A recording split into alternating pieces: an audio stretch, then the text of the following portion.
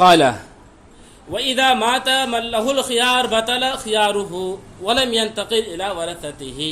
بہت ہی آسان ہے. دیکھیں امام قدوری رحمۃ اللہ علیہ فرماتے ہیں وَإِذَا مَاتَ مَن لَّهُ الْخِيَارُ، جب جن کو خیار شرط دیا گیا ہو جب وہ مر جائے، جن کو خیار شرط دیا ہو جب وہ مر جائے، بطل خیارہ، اس کا خیار باطل ہو جاتا ہے، اس کا خیار باطل ہو جاتا ہے.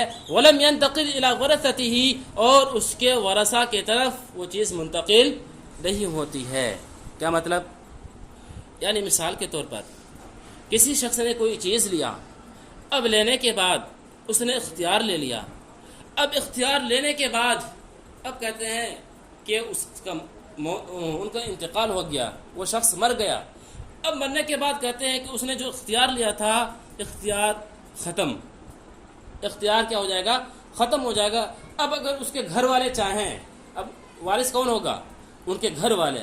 اگر ان کے گھر والے چاہیں کہ ان کے بائے نے، یعنی ان کے رشتہ دار نے، جو مرا ہے اس نے کیا کیا تھا؟ اس نے خیار لیا تھا. اب خیار کی بنا پر اس سامان کو لوٹانا چاہتا ہے تو کہتے ہیں کہ لوٹا نہیں سکتے ہیں، یہ خیار ان کے وارث کی طرف منتقل نہیں ہوگا. کہ یہ مطلب ہے. آئی بات سمجھ میں؟ یعنی یہ خیار ان کے وارث کی طرف منتقل نہیں ہوگا، یعنی وارث کو اجازت نہیں ہے کہ بیع کو فسخ کر سکیں. وقال شافعی رحمۃ اللہ علیہ یورث عنہ، امام شافعی رحمۃ اللہ علیہ کہتے ہیں کہ ان کا وارث بن سکتا ہے. امام شافعی رحمۃ اللہ علیہ کہتے ہیں کہ ان کا وارث بن سکتا ہے. یعنی اگر بائے نے اختیار لیا تو وہ مر جائے، مرنے کے بعد ان کے جو خاندان ہیں، ان کے خاندان والے کو یہ حق ہے کہ اس سامان کو اگر لوٹانا چاہیں خیار کی بنا پر لوٹا سکتے ہیں، اگر لینا چاہے خیار کی بنا پر اس سامان کو لے سکتے ہیں. آ رہی بات سمجھ میں؟ اب دلیل دیکھیں، دلیل دے رہے ہیں لِأَنَّهُ حَقٌّ لَازِمٌ ثَابِتٌ فِي الْبَيْعِ، اس لیے کہ وہ ایسا حق ہے جو کہ بیع میں ثابت ہے، لازم ہے، جو کہ بیع میں ثابت ہے، لازم ہے. فیجری فیہ الارث، پس اس میں وراثت جاری ہوگی، بس اس میں وراثت جاری ہوگی. کہ خیار العیب والتعیین، جیسے کہ خیار عیب اور تعیین میں. یعنی امام شافعی رحمۃ اللہ علیہ کہتے ہیں کہ یہ خیار جو ہے یہ بیع میں ثابت ہوتی ہے، یہ بیع میں کیا ہوتی ہے؟ ثابت ہوتی ہے. یعنی خیار کا یہ بیع کے ساتھ تعلق ہے، اور یہ بیع جب بیع میں خیار ثابت ہوتی ہے تو اس میں وراثت بھی جاری ہوگی، اس میں وراثت بھی جاری ہوگی. جس طرح سے، اور یہ وراثت اسی طور پر جاری ہوگی. مثال کے طور پر بائے نے کیا لیا تھا؟ کوئی سامان لیا. اب سامان لینے کے بعد اب بائے کا انتقال ہو گیا، اب بائے کا انتقال ہو گیا. اب کہتے ہیں کہ اس سامان میں کوئی عیب پایا گیا، اس سامان میں کوئی عیب پایا گیا. تو مسئلہ یہ ہے کہ ان کے وارث یعنی ان کے گھر والے اگر چاہیں اس سامان کو لوٹانے کے لیے اس سامان کو لوٹا سکتے ہیں. اسے کہتے ہیں خیار عیب. خیار عیب یعنی سامان میں کوئی کیا مل جائے؟ عیب وغیرہ مل جائے. باضابطہ خیار عیب کی آئندہ تفصیل پڑھیں گے. بس یہاں پر یہ سمجھیں کہ بائے نے کوئی سامان لیا، بائے نے کوئی سامان لیا، یہاں پر خیار شرط نہیں ہے، ٹھیک، سامان لے لیا. اب لینے کے بعد اس سامان کو دیکھا نہ ہو، اس سامان کو دیکھا نہ ہو. اب بائے کا انتقال ہو جائے، اب اس سامان کو دیکھ رہے ہیں ان کے گھر والے، ان کے وارث. اب دیکھتے ہیں کہ یہ سامان کیسا ہے؟ خراب ہے. تو اس صورت میں مسئلہ یہ ہے کہ اس سامان کو لوٹائیں گے، جس سے خریدے ہیں اس کو کیا کر دیں گے؟ لوٹائیں گے. یعنی یہ خیار عیب کا جو خیار ہے ان کے وارث کو ملے گا، ٹھیک. اسی طریقے سے اگر بائے نے 2 غلام لیا تھا، یہ چلے غلام کا مسئلہ بھی نہیں ہے، مثال کے طور پر سمجھیں کہ کوئی بھی 2 چیز خریدی تھی، ٹھیک، 2 موبائل خریدا تھا. اب بائے کا کیا ہو گیا؟ انتقال ہو گیا. اب کہتے ہیں کہ 2 موبائل میں سے بائے کو 1 موبائل لینا تھا. 2 موبائل میں سے کون سا موبائل لینا تھا؟ 1 موبائل لینا تھا. اب کہتے ہیں ان کے گھر والے کو اختیار ہے کہ دونوں موبائل میں سے جون سے 1 موبائل چاہے لے سکتے ہیں. یہ اختیار ان کی طرف لوٹے گا، اور اسے کہتے ہیں خیار تعین. تعین کے معنی متعین کرنا. اب چونکہ یہاں متعین کر رہے ہیں نا، اب دونوں سامان میں سے کون سے لینا ہے، ایک کو کیا کرنا ہے؟ متعین کرنا ہے. اسی متعین کو کہتے ہیں خیار تعین. مسئلہ یہ ہے کہ خیار عیب میں بھی وراثت جاری ہوتی ہے. یعنی اس کے وارث کو حق ملتا ہے، اور خیار تعین میں بھی اس کے وارث کو حق ملتا ہے سامان لینے یا نہ لینے کا۔ تو امام شافعی رحمۃ اللہ علیہ کہتے ہیں جس طریقے سے خیار عیب میں کیا ملتی ہے، وراثت ہے، یعنی ان کے وارث کو اجازت ہے سامان کو لوٹا دینے کی، اور اسی طریقے سے خیار تعین میں اس کے وارث کو حق ہے، اجازت ہے دونوں سامان میں سے کسی ایک کو لے لینے کا، اسی طریقے سے خیار شرط کی بھی اجازت ملے گی۔ خیار شرط کی بھی اجازت ملے گی کن کو؟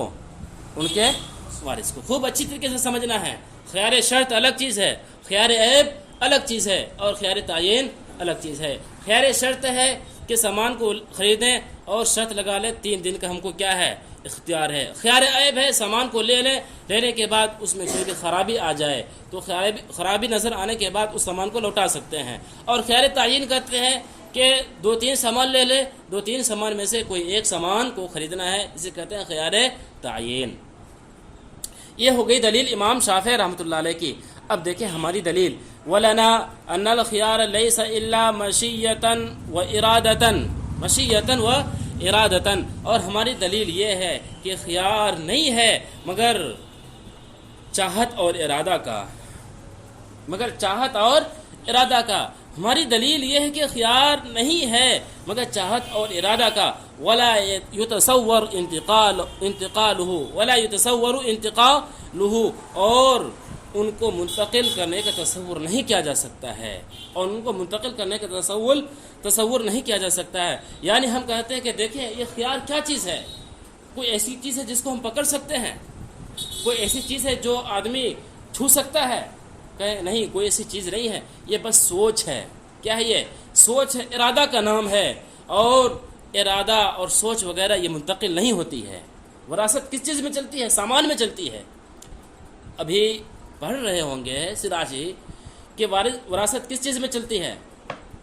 کتاب، کوئی سامان ہو، کوئی سامان میں وراثت چلتی ہے، کسی کے سوچ میں وراثت نہیں چلتی ہے۔ اب کہتے ہیں کہ دیکھیں یہ خیال شرط اصل میں ہے کیا؟ یہ سامان ہے، یہ خیال شرط، یہ خیار، لفظ خیار یعنی یہ اختیار، کسی کو ملنا، لفظ مبی کی بات نہیں ہو رہی ہے، یعنی اختیار کو ملنا، یہ کیا ہے؟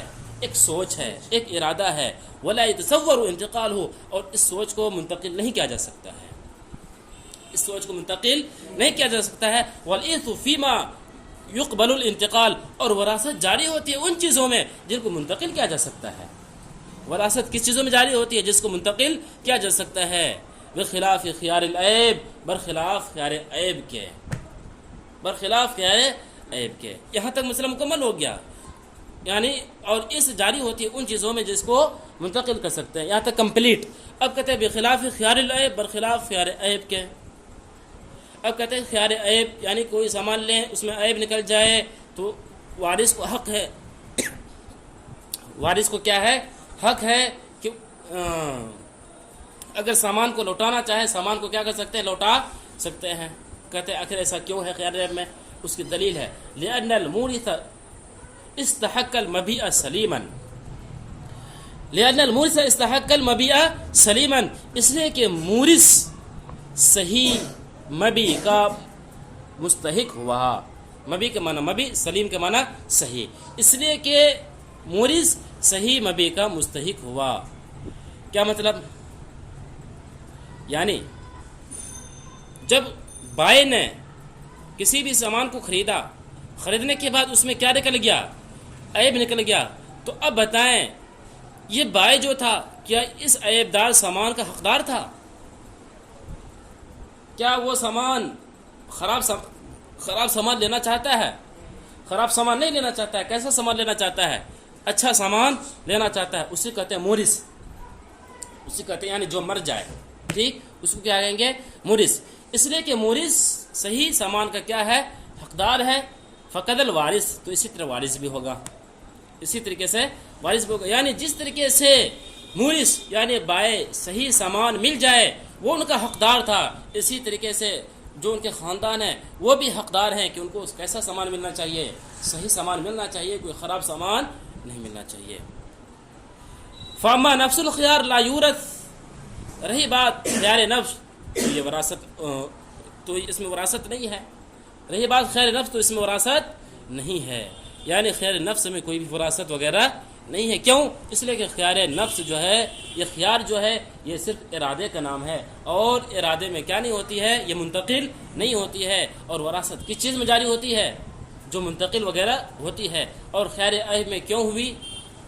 خیار عیب میں وراثت کیوں جاری ہوئی؟ خیار عیب میں اس لیے جاری ہوئی، اس لیے کہ بائع یا مشتری، ٹھیک، بائع یا مشتری اچھے سامان کا حقدار تھا۔